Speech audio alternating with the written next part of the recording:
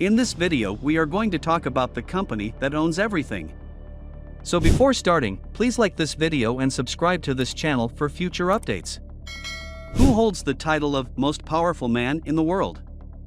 Some people would argue that the President of the United States. It's possible that you have never heard of Blackrock, a firm that has developed from nothing to become the greatest asset manager in the world in less than 30 years, despite the fact that some may agree with corporate America and consider individuals like Jeff Bezos and Elon Musk to be more powerful.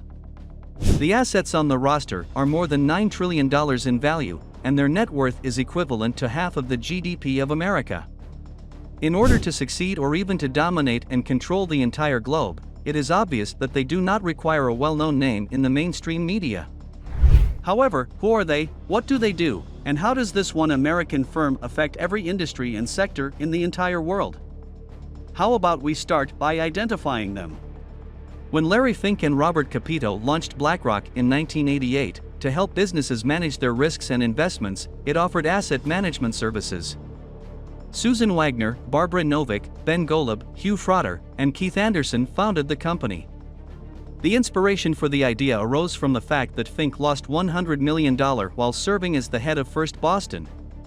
This set him and the other participants on a path to creating the best risk management and fiduciary practices they could. Pete Peterson, a member of the Blackstone Group, provided the initial capital for Blackrock because he shared Fink's vision for a company focused to risk management. Blackstone gave Fink and his team a $5 million credit line in exchange for a 50% stake in the bond business. Within months, the business turned profitable, and by 1989, the group's assets had quadrupled to $2.7 billion. Blackstone's stake in Fink's company then decreased to just 40%, as opposed to the 60% held by Fink and his team. In 1992, the company changed its name to Blackrock, and by the end of that year, it was managing $17 billion in assets.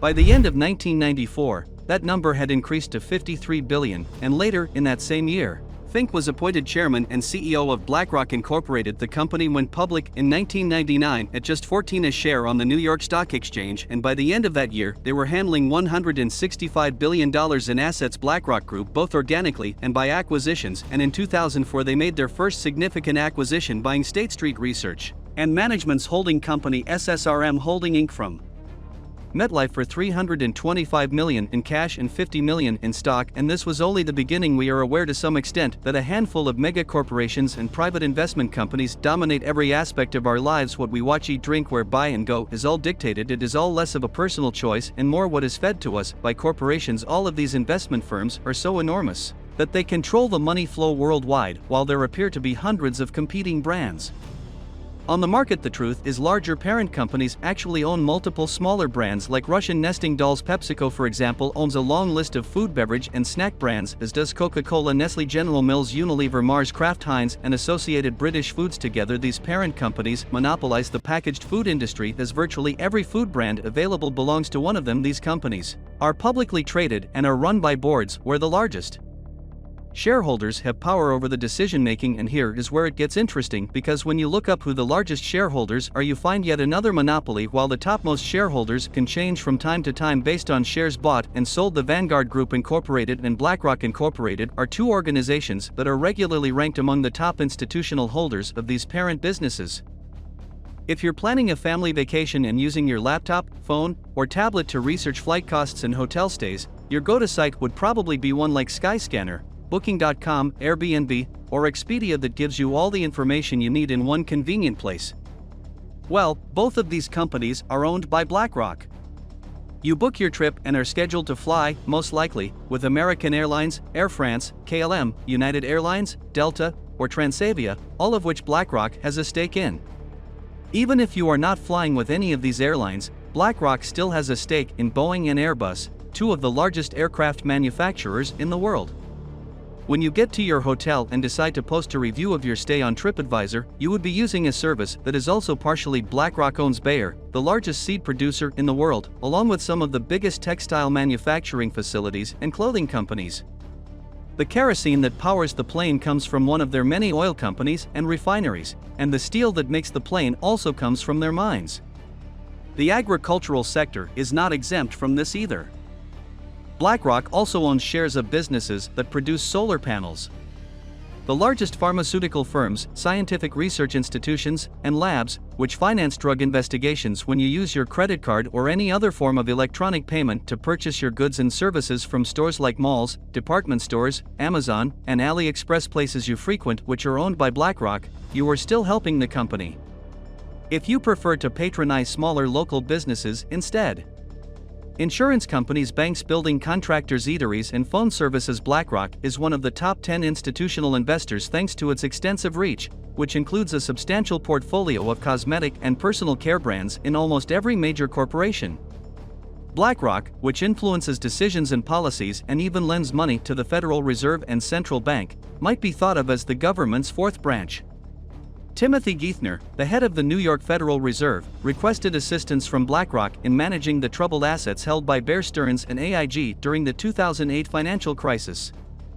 As in 2008, the Fed turned to BlackRock once more to help calm the bond market in the midst of the economic unrest brought on by the COVID-19 outbreak. BlackRock did not disclose the financial terms of the agreement or the amount they would be paid for their services, but it was clear that this was a lucrative venture for the business, and they would stand to gain from the recommendations they made in the months to come. Various assets and debts, including corporate bonds, worth trillions of dollars, were bought by the central bank. To handle this part of the procurement, BlackRock was enlisted. There is power in anonymity, so if BlackRock is barely mentioned in print publications and news channels, it's because they want it to be that way. Of course, the company has used the central bank and the Fed's dependence on them to grow even further. This power has enabled Larry Fink to become a billionaire oligarch holding incredible power not just in America but throughout the world. BlackRock currently owns 18 of Fox, 16 of CBS, and 13 of Comcast, which owns NBC, MSNBC, and Sky. The same is true for Google, a tech giant valued at $853 billion. Amazon, Facebook, Twitter, and Disney are also not exempt. Due to their incredibly diverse investment portfolio in media alone, BlackRock essentially owns 90 of those companies. One of BlackRock's initial investments was in Hickey Vision, a security and communications company that essentially creates facial recognition software for use by the Chinese government. However, this money isn't coming from BlackRock or Larry thinks it is. Rather, it comes from pension funds and bank accounts of regular people who have unknowingly donated money to BlackRock in the past. This is especially true if we consider BlackRock's ownership of Western media, banks, and e-commerce sites. Social media, food, beverages, and a ton more industries make it clear that the firm has a plethora of data about us and is free to do with it as they like. Given that BlackRock has access to everything from our bank account numbers to our personal tastes and preferences, their data harvesting pales in comparison to what they are capable of doing. Our personal data, which was hanging by a thread to begin with, will quickly end up in the wrong hands given the trajectory BlackRock has been on, and it appears their influence will only grow as they acquire more assets. What do you think about our video? Let us know in the comment box below. Please like this video and subscribe to this channel for our future updates. Thank you.